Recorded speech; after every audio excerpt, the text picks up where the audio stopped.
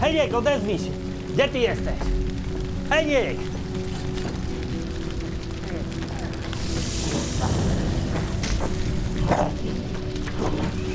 Heniek!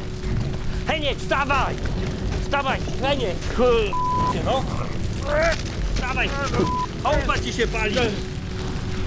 Wychodź stąd, no! Wyłaź! Weź!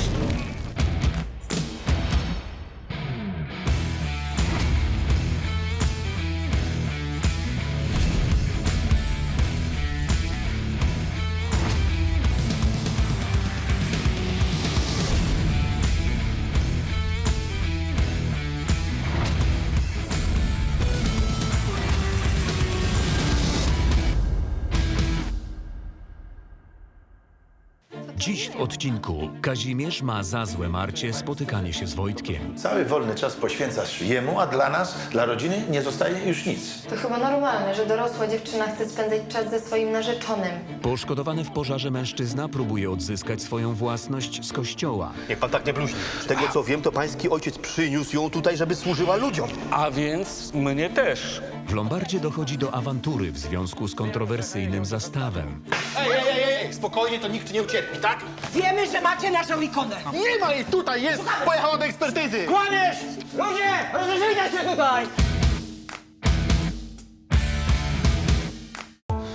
Akcja straży pożarnej trwała całą noc. Rano było już wiadomo, że nie udało się uratować dobytku.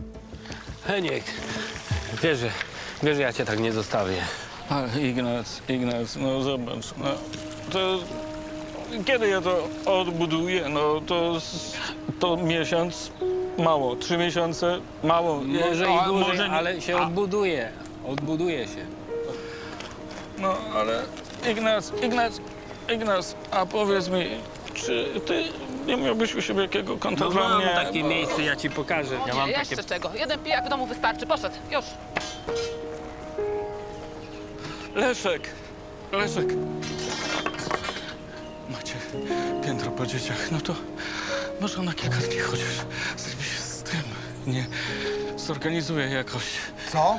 No na kilka dni! Żebyś nam dom spalił? Ale ludzie, no to przecież gdzie ja mam teraz mieszkać? To trzeba było nie pić. Całą wieś mogłeś nam spalić. Dobrze, że ikonę mamy. To ona nas uratowała. Chcieliby się pomodlić. Modlić.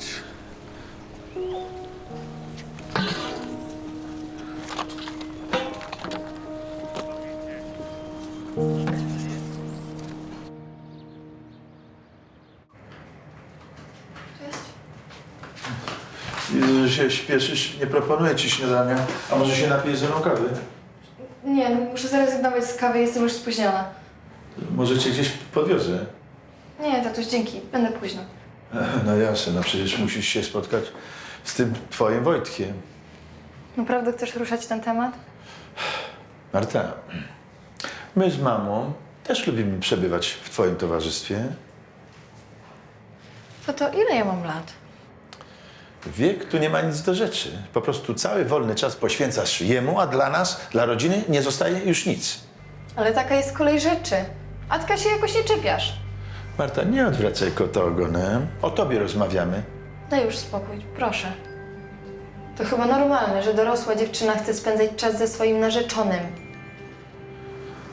No trudno. Będziesz jutro na kolacji? Nie, jestem już umówiona. Idziesz na tę imprezę? O. Grzebałeś w moich rzeczach? Zaproszenie leżało na podłodze. Nie musiałem nawet zaglądać. Jasne. A wiesz, nazwa tego lokalu nawet obiła mi się o uszy. Podobno płaci się tam krocie za jakieś ziarenka na talerzu. Same snoby tam chodzą. Nie byłeś tam. No ale pewnie twój Wojtek tam często bywa. Akurat coś dla niego.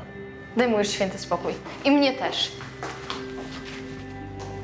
Kasiu, no dałbyś już spokój. Naprawdę chcesz koniecznie zrazić do siebie dziecko? Becia, i ty przeciwko mnie? Ja? W życiu. Miałem wrażenie, że Marta związała się z tym całym Wojtkiem tylko po to, żeby mi zrobić na złość. No przecież nie mogła naprawdę zakochać się w synu kogoś takiego.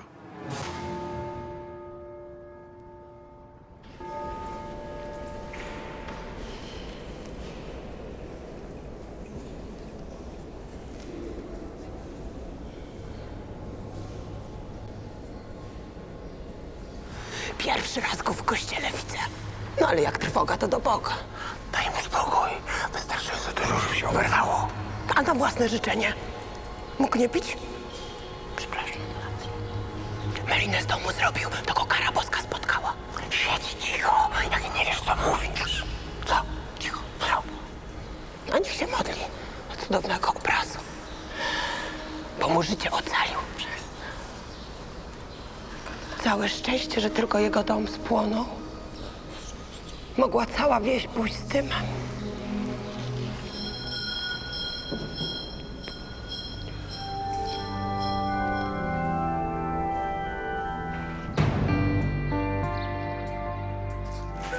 Dzień dobry. Sianowanko. Dzień dobry, panie Ziutku. Co pan do nas niesie? Kinematografię. Polską, ale i światową.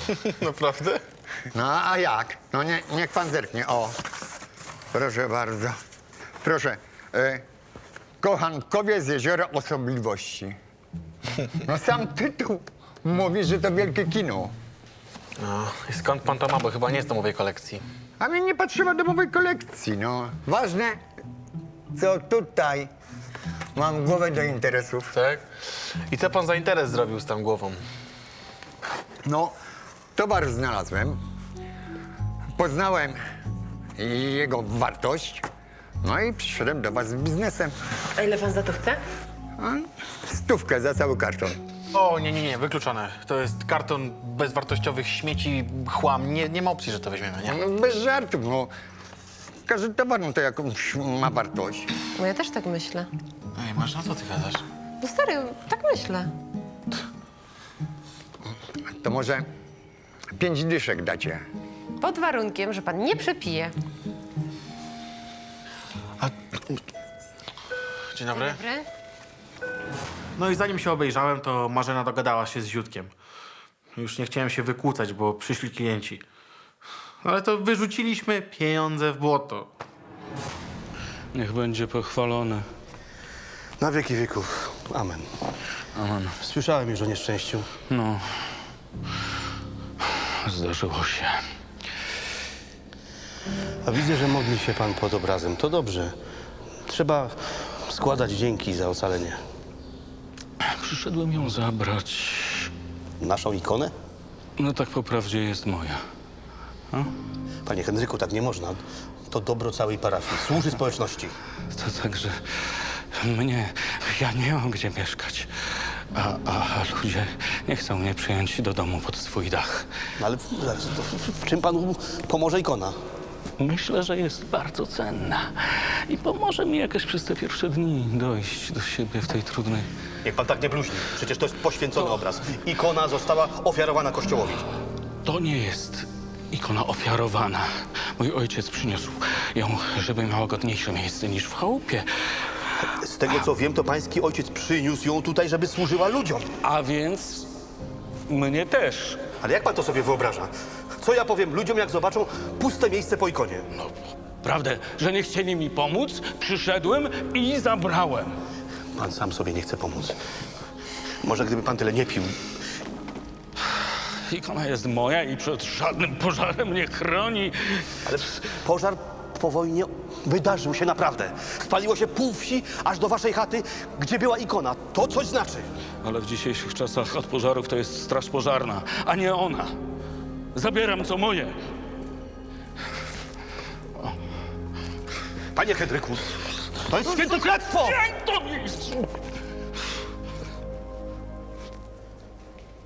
Poszkodowany w pożarze mężczyzna nie tracił czasu i zabraną z kościoła ikonę przyniósł do lombardu. Dzień dobry. Co pan tam dla nas ma? Proszę pana. Ile mógłbym dostać za taką ikonę Matki Boskiej dobrej rady i mądrości? Bo ja wiem, ze 3 lata, nie? Tak nie jest kradziona, mój dziadek ją namalował. A ma pan na to jakiś dowód, certyfikat czy coś? Mój dziadek był słynnym malarzem ikon. Przyjeżdżali do niego z całego Wołynia. Jak się nazywał? Roman Folwarczyk. Jego ikony były wystawiane nawet w Muzeum w Lwowie. No wie pan co, mogłyby być wystawiane nawet w Nowym Jorku, ale bez papierów potwierdzających własność no nic nie zdziałamy. Zaraz. Koleś wyglądał, jakby spał przez tydzień w rynsztoku i nagle przyniósł obraz, który wyglądał, jakby świeżo skradziony z kościoła. Coś tu nie grało i to mocno. Proszę. Tu piszę na dole. Ikonę Matki Boskiej natomiast przekazuje synowi Henrykowi Folwarczykowi. To zgadza się. No dobrze, ale skąd wiadomo, że chodzi akurat o te ikony? Tutaj przecież nie ma żadnego opisu. A, chwileczkę. Tutaj mam taki katalog z lat 30. Proszę popatrzeć. No wygląda na tą samą. No dobrze, ale ja i tak muszę sprawdzić autentyczność. Może pan to u nas zostawić? Tylko proszę pana, ja nie mogę tak po prostu stąd wyjść z niczym. Pan widzi, jak wygląda. Dom mi się spalił. Bo normalnie bym tak po ulicy nie chodził. No dobrze, dobrze. Mogę panu zaproponować zaliczkę, no ale niedużą, bo jak okaże się, że ikona nie jest autentyczna, no to będziemy stratni. Jest prawdziwa. 200 zł. Pasuje to panu? Tylko tyle. Jak się okaże, że jest prawdziwa, no to będzie więcej. Ja i tak nie mam wyjścia. No to świetnie. Nie no, wezmę co pan da. Historia tej ikony i tak była wątpliwa, ale przynajmniej wyjaśniło się, dlaczego miał na sobie te zniszczone ciuchy.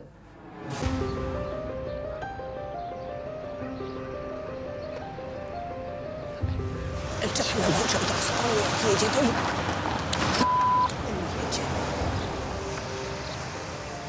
I złodziej przyjechał! Oddawaj co ukradłeś! Ty bluźnierco jeden! Oddawaj ikonę! I policja już tu jedzie! Dajcie mi spokój! Święto! Wraca! Zadam! Co za...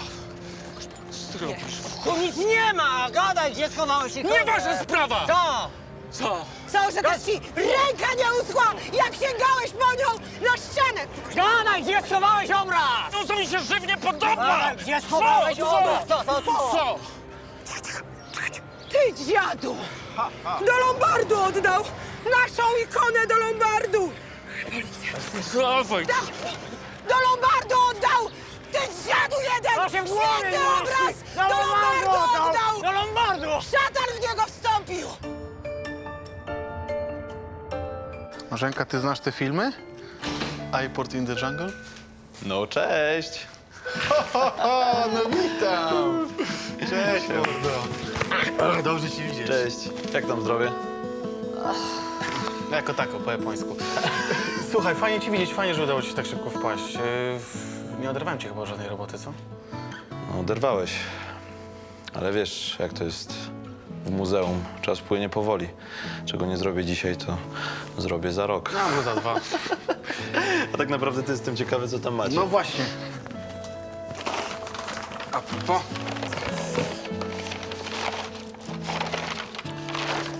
Voila.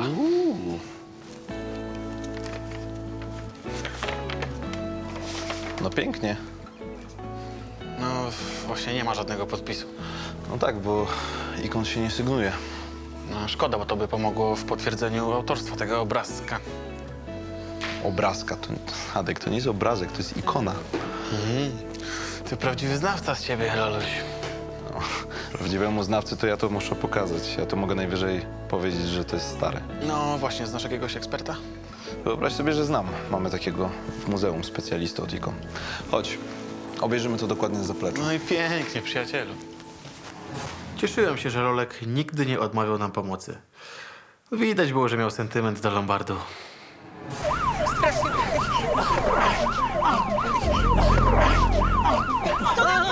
Rozejdź się! Całą wieś naraził na niebezpieczeństwo! O czym pani mówi? Święty obraz, najświętszy, który chronił nas przed pożarami, ukradł i oddał do Lombardu! Aniu! No! Obraz nie jest wasz, jest mój! Jest mój! I przed niczym nie chroni, bo chałupa mi się spaliła! Daniel! Spaliłeś, pijoku! No nie! Spokój, spokój! Odsuń się od niego! Zostaw go!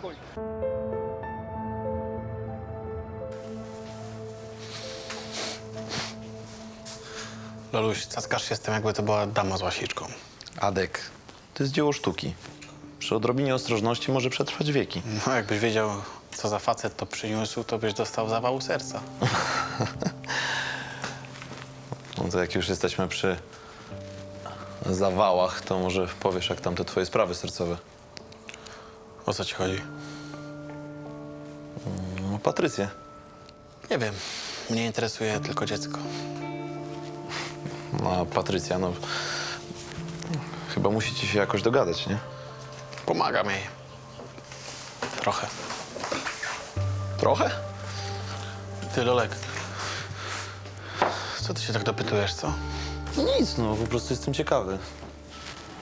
Lolek się uczepił tej Patrycji jak rzep psiego ogona. Nie miałem zamiaru się spowiadać ani jemu, ani nikomu innemu. Sprawdzam w necie, ale w większości nas w ogóle nie ma, a te, co są, to chodzą za grosze. O, to jest super film. Byliśmy na tym w kinie z Kornelem. To był nasz pierwszy seans. No, to może kupisz kasetkę, co? Nie no, nawet nie mamy odtwarzacza przecież. Jezus, Marzenka, przecież tutaj nie chodzi o odtwarzacz. Postawisz sobie kasetkę na półce i za każdym razem, kiedy będziecie na nią patrzeć z Kornelem, wrócą wam wszystkie wspomnienia i przeżycia. Może coś w tym jest. No. Wiesz co? No sorry, ale tak naprawdę to ty powinnaś to wszystko sprawdzać i układać i porządkować. No to ty wzięłaś ten szmelc od Ziutka, taka prawda jest. Zarobimy na tym. Możesz mi wierzyć, zarobimy na tym.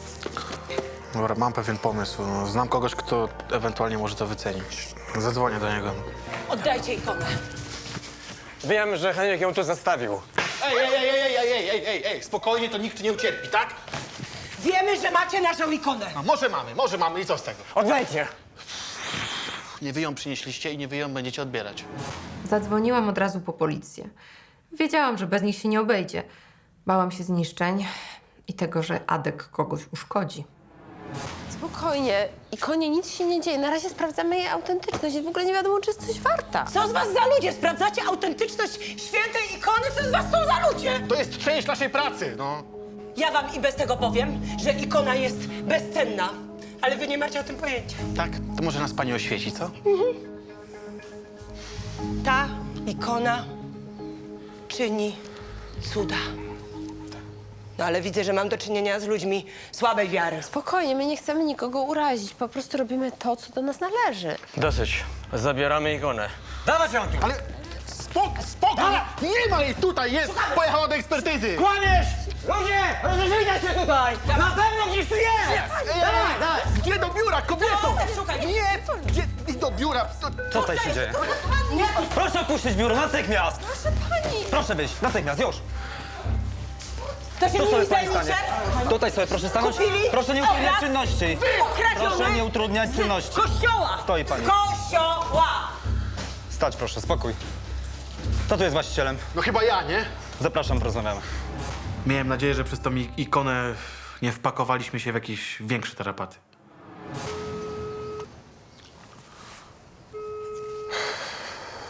No nie odbiera. Czyli ten Karol ma teraz tą ikonę, tak? No tak.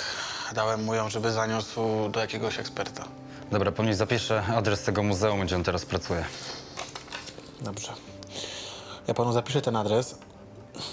Tylko bardzo proszę, żeby nie pokazywał pan tego adresu tym agresorom, dobrze? Wiemy, co robić.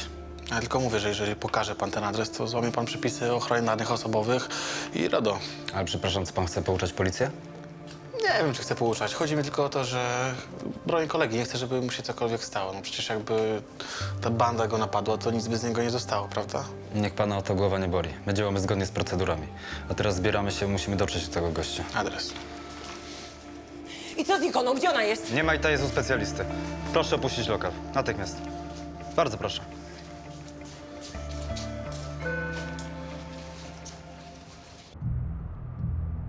Następnego dnia rano Karol zmierzał do Lombardu, żeby przekazać informacje, do których udało mu się dotrzeć.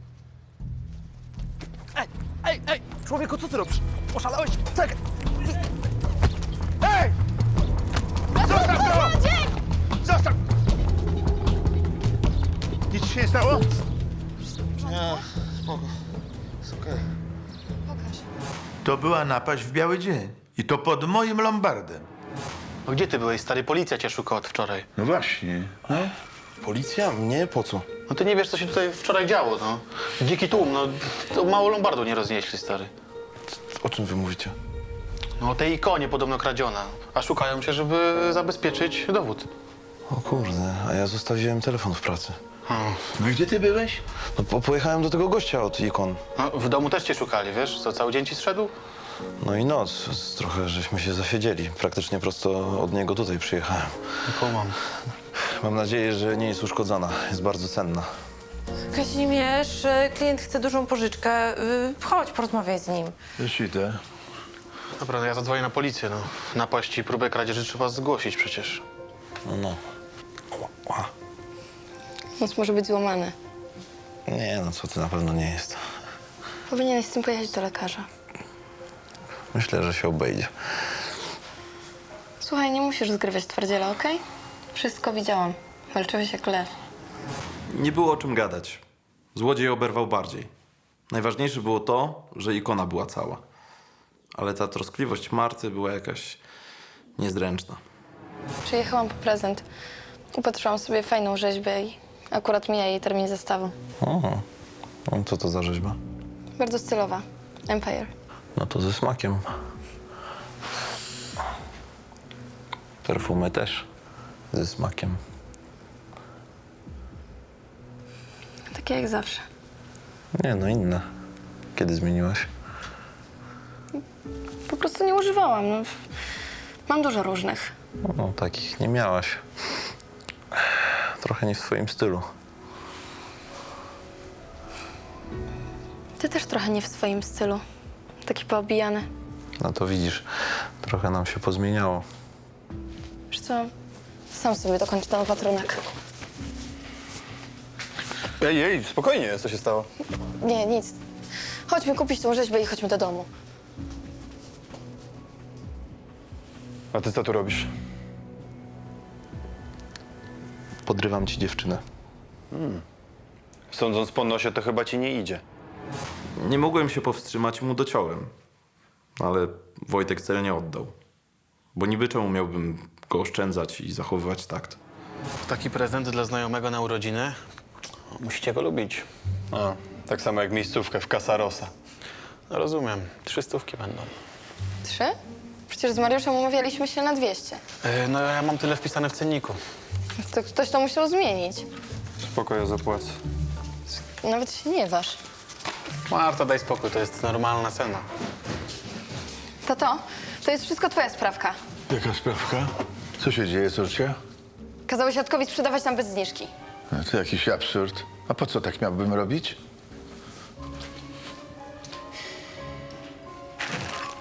Dzięki. Dzięki. Nie miałem zamiaru ułatwiać Marcie życia. A już na pewno nie temu Gogusiowi od Korynta. Nieźle się zajęłaś tym lolkiem. Może się minęłaś z powołaniem? No o co ci chodzi? Przecież wiesz, że zajęłabym się tak każdym. No tak, siostro miłosierdzia. Ty jesteś zazdrosny. A powinienem? Nie. Gdzie zaparkowałeś? No właśnie nigdzie. Moje auto jest w warsztacie, a ojciec oczywiście nie chciał pożyczyć mi swojego. Czemu? No bo wiedział, że spotykam się z tobą. A, mój też ciągle zrzędził od rana. Nawet nie chciałam go prosić. Ciągle rzucają nam kłody pod nogi. I co? Rzucisz mnie? Nigdy.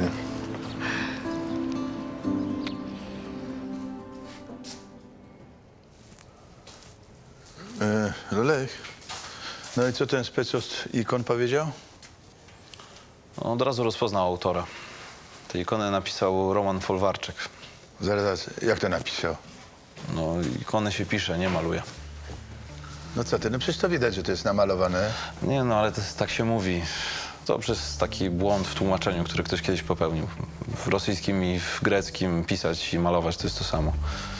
Aha. No dobrze, jak zwał, tak zwał. No ale powiedział coś więcej o tym autorze? Tak. To jest znany przedwojenny malarz ze wschodu.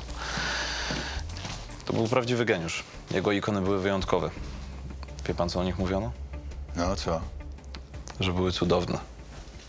Każda cerkiew chciała mieć taką. Podobno chroniły od nieszczęścia.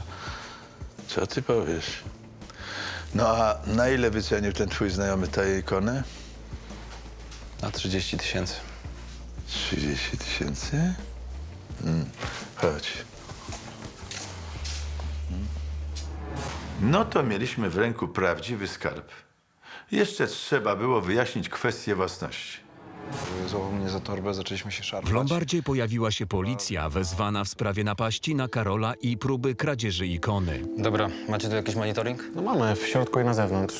Mogę zapis zgrać cały albo poszczególne klatki zdjąć.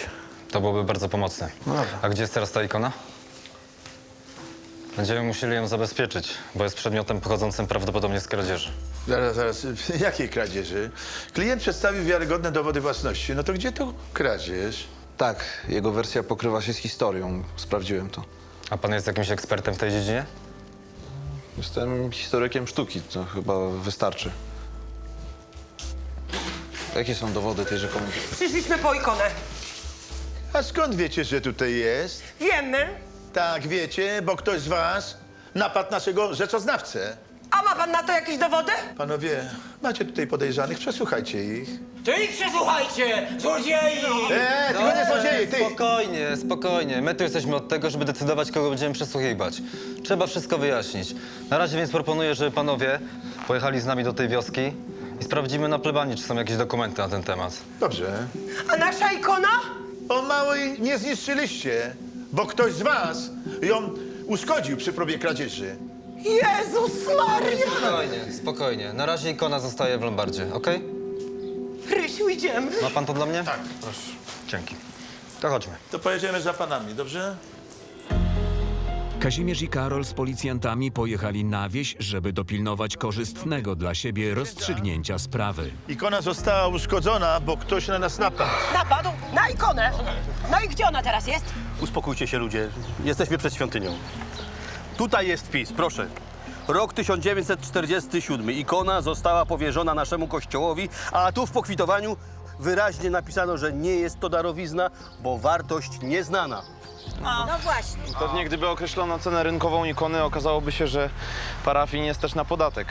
To były trudne czasy, zaraz po wojnie kościoły na cenzurowanym. No, bieda była. Ikona należąca do rodziny Folwarczyków zostaje czasowo powierzona kościołowi, by mogła służyć całej wspólnocie. To chyba kończy spór. Ikona powinna zostać w kościele. Wy macie swoje dowody, a ja mam swoje. O, tu proszę. Kombinator! Dajcie spokój, uspokójcie się, stoicie przed domem Bożym. Chwileczkę. Sytuacja była napięta i wiedziałem, że ciężko będzie przekonać i uspokoić tych ludzi. Gorączkowo myślałem o jakimś rozwiązaniu.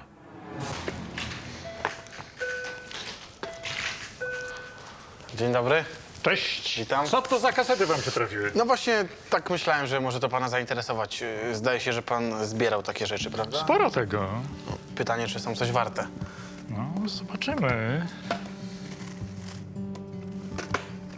O, to jest unikat. To prawda? No przecież miałam nosa. Niesamowity. Czy wy wiecie, co macie? No nie wiemy, ale pewnie zaraz się dowiemy, nie? To można pchnąć na rynku za kilka tysięcy. Niemożliwe. Możliwe, a nawet prawdopodobne. No dobra, to w takim razie trzeba to wszystko wycenić. Za niewielki procent chętnie to zrobię. No a pytanie, ile to jest niewielki procent? 20%. No nie, na pewno nie. 10%. 15% i pomogę szukać kupców. Dobra, no może się dogadamy, ale i tak najpierw muszę załatwić sprawę własności. Nie. Najpierw musisz podziękować. No muszę przyznać, że nie chciałem tych kaset wideo i w sumie dobrze, że Marzena się wtrąciła. Czasami jednak miała dobre przeczucie. Nie no, ale tu nawet nie widać, co jest napisane. No, Ksiądz pokaże. Nie, no nie jest tak źle. Ja mam specjalistów, którzy to szybko odszyfrują. Są rzeczy ważniejsze od jakichś tam papierów. Ikona nie ma właścicieli. Należy do ludu. To nie jest sprawa dla nas. Tutaj nie miała miejsca żadna kradzież. Takie spory powinniście rozstrzygać w sądzie. O, ładna historia. Kościół nie będzie się mieszać do żadnych sporów. Proszę księdza, to chyba trochę za późno, nie uważa ksiądz? Zaraz, przecież to jest ten facet, który mnie napadł. To ten, panowie! To ten! Twarzy do końca nie rozpoznałem, ale napastnik miał to samo charakterystyczne ubranie, co w trakcie napadu na mnie. Przecież to jest Kamil, on tu mieszka. Był nawet ministrantem. Przecież zostawcie naszego Kamila, on nikomu krzywdy nie chciał zrobić. Tak? To ciekawe, skąd te ślady po bójce. Syn się tak łatwo nie wywinie. Mamy zapis z monitoringu. No ale on przecież bronił świętego obrazu. Dla nas wszystkich, dla parafii. Ale tak się nie godzi, żeby złem naprawiać inne zło. Mieszać w to poświęconą ikonę to jest obraza dla Boga. No ale Kamil chciał dobrze. No dobrze chciał. Nie wolno krzywdzić bliźniego. Chce pan zgłosić zawiadomienie o popełnieniu przestępstwa? No oczywiście, że tak. Widzi pan, jak ja wyglądam? Ale nie bardzo Idziemy. pana proszę, nie, tylko nie to.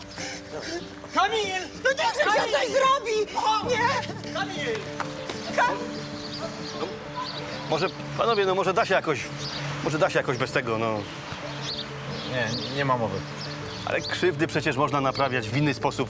Wyrokiem tylko się zniszczy życie tego młodego człowieka. Proszę księdza, jest ważniejsza sprawa. Trzeba się dogadać w sprawie ikony, a potem to się zobaczy. Już dość tych krzywd. Zgadzam się. Zapraszam. W końcu zmieniłem zdanie. Nie chciałem oskarżać chłopaka i dodawać niepotrzebnych zmartwień jego rodzicom. Dzień dobry. O, panie Ziutku, ja chyba telepatycznie pana ściągnąłem. A co, szukał mnie pan? No tak, no w sprawie tych kaset. No właśnie. Przyszedłem, żeby odebrać zastaw.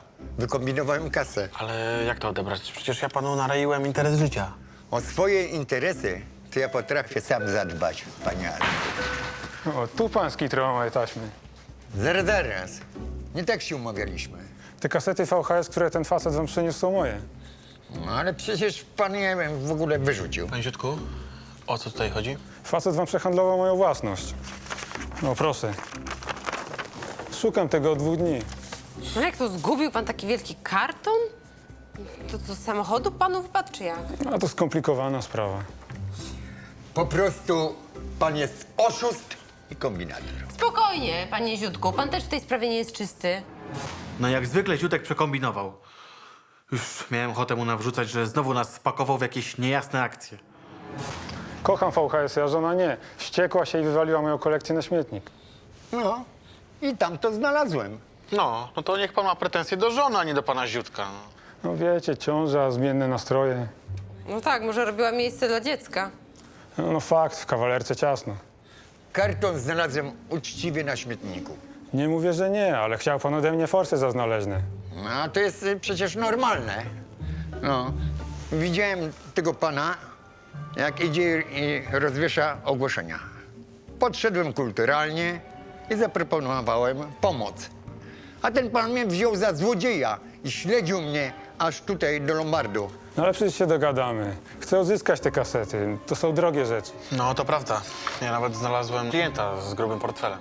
Nie są na sprzedaż.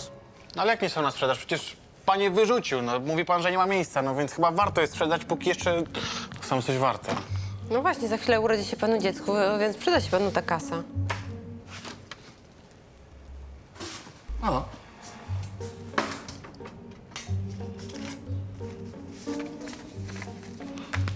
Dwa i procent dla pana Ziutka. 200 to jest za mało. Ale przecież to nie są pańskie kasety. No, jak nie moje? Jak ten pan wyrzucił? 2000 to za mało. 5. O, nie, proszę pana. 5 to jest w ogóle wykluczone. My nie możemy być stratni. 3. 3,5.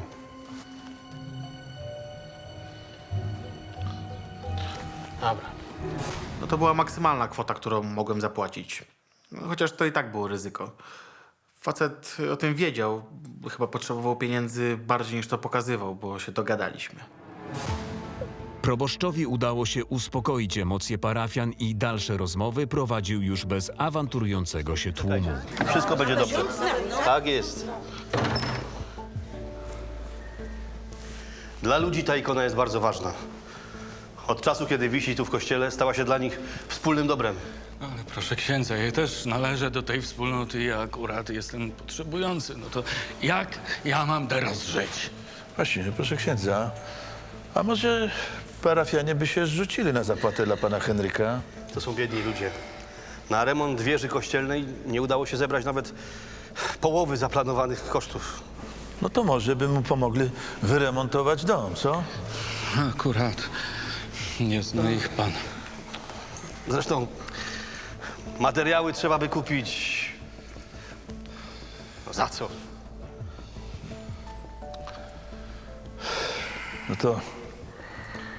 No to mam w takim razie pewien pomysł.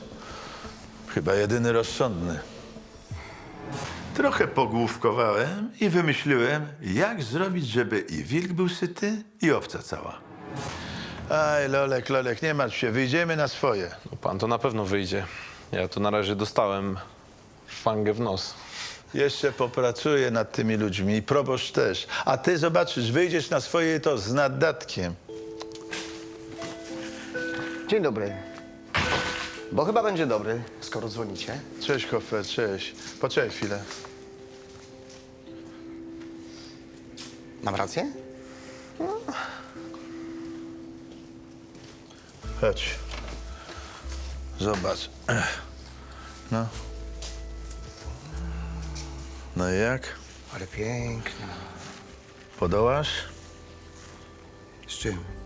No ze zrobieniem idealnej kopii.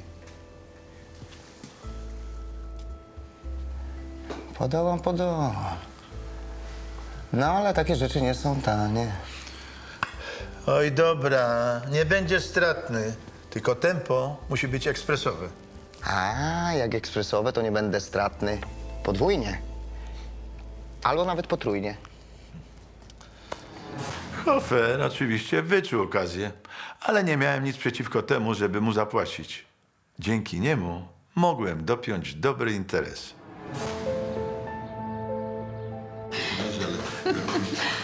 O, jesteś? Jestem. A co się stało? Ojca się spytaj. Mnie? A czemu mnie? A temu, że urodzinowa impreza nie wypaliła, bo nagle się okazało, że nie zrobili nam rezerwacji. A co ja mam z tym wspólnego? Wiedziałeś, gdzie idziemy. Uruchomiłeś swoje kontakty. Kontakty? O czym ty mówisz? Takie kontakty, które spowodowały, że nasza rezerwacja okazała się nieaktualna. O niczym nie mam pojęcia. Jasne. I tak wiem, że to twoja sprawka. Ale dla twojej wiadomości nic z tym nie zdziałasz. Tylko mnie wkurzysz. Kaziu, naprawdę to zrobiłeś? No skąd? Przysięgam, że nie. No to kto? Korynt? Może. Nie no. A jeśli nawet, to wcale go nie potępiam. Dobrze zrobił. Nie no, mam tego dosyć. Jak dzieci. Bawcie się tak dalej, a zobaczysz, jakie to korzyści wam przyniesie. No i to zobaczymy. Kaziu, oni się nie odkochają, a my stracimy córkę. Wbij to sobie w końcu do tej swojej upartej głowy. Beatka. Nie, przestań. Masz natychmiast przestać, rozumiesz? Nie chcę takich gierek. Wiesz co? Miałam cię za mądrzejszego. Powoli zaczynałem mieć dosyć, bo to narzeczeństwo Marty i młodego Korynta źle wpływało na moje małżeństwo. No ale co? Miałem odpuścić? Po kilku dniach Hofer zjawił się w Lombardzie z wykonanym dziełem. Voila. Kto rozpozna, która to kopia, a która oryginał? A. To jest oryginał. No, też tak myślę. Dziękuję za uznanie, to jest akurat moje dzieło. Wow. Nie wyobrażacie sobie, ile trzeba zabiegów, żeby wykonać taką kopię. No, ale pewnie zaraz nam opowiesz, co? Taką deskę trzeba wpierw kilka godzin trzymać nad parą z miedzianego kotła. No, ale po co, że tak zapytasz? No, żeby się pozbyć wszystkich składników, które rozpuszczają się w wodzie. Potem gruntowanie kredą z klejem, pumeksowanie, złocenia, grawerunki. Oj, dobra, Hofer, to ci ceny nie podniesie. Adek, podaj pieniądze. Proszę.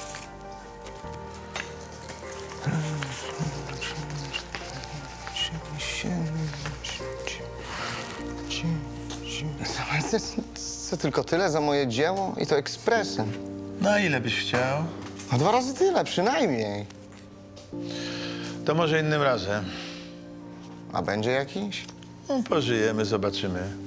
No, chyba nie możesz na nas narzekać, co? Nie, narzekać to nie, no ale węża w kieszeni macie. No już dobra. Cześć. Cześć. No, fakt faktem, że ojciec nie zaproponował Hoferowi kokosów. Ale z drugiej strony dla niego to i tak był złoty strzał. W sumie to nie wiem dlaczego on ciągle miał problemy z kasą. Niewątpliwie miał talent. No, prawie nie widać różnicy. Zaraz, jak to prawie? Żartowałem. Jest idealna. No, ale jednak to tylko kopia. Oryginał znajduje się u pana Kazimierza. Godziwie mi za niego zapłacił. Szkoda. Szkoda, że to się musi tak skończyć. A widział ksiądz lepsze rozwiązanie tej całej sytuacji? No a co teraz będzie z tą oryginalną ikoną? No, będę musiał znaleźć kupca. Zainwestowałem w koszty wykonania tej ikony. O. Ile? To już tajemnica. Ale oryginał można wykupić za 40 000. Sporo. Sporo. Jak ja to teraz ludziom wytłumaczę? No to już chyba proboszcz wie najlepiej, jak rozmawiać z ludźmi. Niech będzie pochwalony Jezus Chrystus. No na wieki wieków. Ikona wróciła? Cała i zdrowa, Bogu niech będą dzięki. Na przeprosiny. Dla tego pana, co go to mój Kamilek potarmosił. A, dziękuję, przekażę.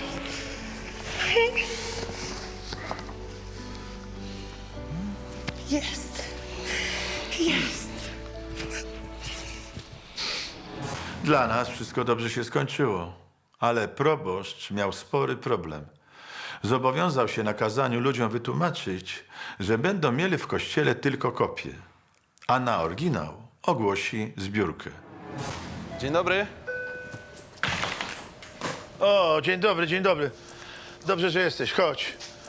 Dostałeś paczkę ze wsi. Paczkę? Ja? Tak. Zadośćuczynienie za napaść. Matka tego chłopaka przesyła z przeprosinami. Wałówka? No co, to chyba lepsze niż użeranie się z tym gnojkiem po sądach, nie? No, pewnie tak. Kaziu! Tak, Kaziu, kochanie. jesteś? Tu Gdzie jestem. jesteś? Kaziu! Co się stało? Marta się od kilkunastu godzin nie odzywa. A dzwoniłaś Chyba ze do 100 tego razy. jej chłopaka? Nawet u nich byłam, ale mieszkanie zamknięte. No spokojnie. No jak spokojnie, Kaziu, jak spokojnie. O matko, a może to porwanie? Nie, drugi raz tego nie przeżyję. Kaziu, Kaziu. Uspokój się. Kaziu. Uspokój się, kochanie. No, wszystko będzie dobrze, no. W następnym odcinku Kazimierz i Beata martwią się nieobecnością córki. Nie odpowiada, sekretarka. Matko, Kaziu, ratuj ich, Kaziu, proszę cię. Wiecie, a co ja mam zrobić? No, do cholery. No co? Angelika wygrywa na loterii. Co się stało? No już wygrałam! Co? Wygrałam 9 000, wygrałam w superfortunie. Żona żąda rozwodu od męża. Przestałeś o mnie zabiegać, przestałeś mnie adorować tak jak kiedyś. Ciągle zasypiałeś w pokoju Jasia. Nawet nie pamiętam, kiedy się ostatnio kochaliśmy. Słuchaj, zasypiałem w pokoju Jasia, bo byłem zmęczony. Zajmowałem się domem, rodziną. Więcej informacji o serialu na naszej stronie, na Facebooku i Instagramie.